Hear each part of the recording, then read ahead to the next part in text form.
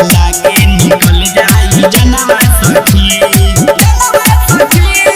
DJ Mithu DJ mix by Raja Patsoni presents Janakpur. सुन पाके उ हमके अकेला खेले लागल उ हमरा से खेला, खेले लागल उ हमरा से खेला।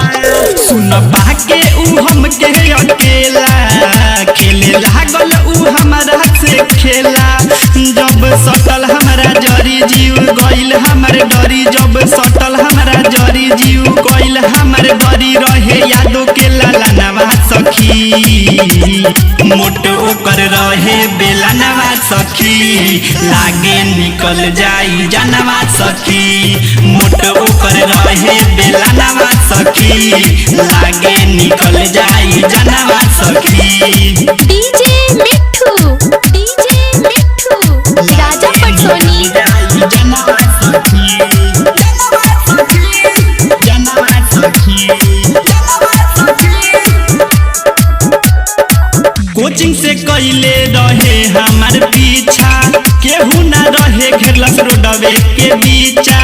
करे लागल उ अपन मोहन मानी, ओढ़नी से देहलस उ मुहवा के बानी, मुहवा के बानी, मुहवा के बानी।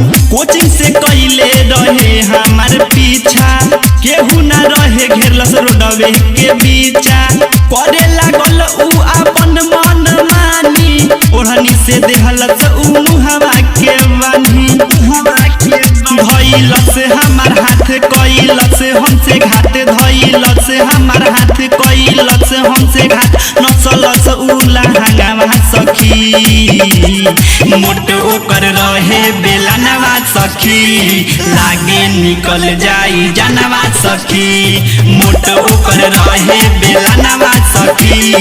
लागे निकल जाई जनवा सखी,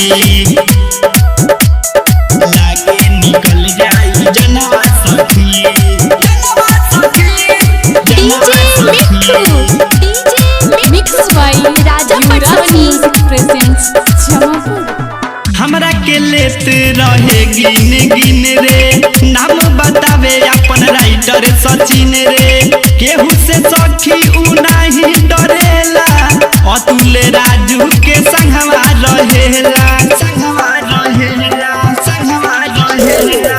हमरा के लेत रहे गिन गिन रे, नाम बतावे अपन राइटर सचिन रे।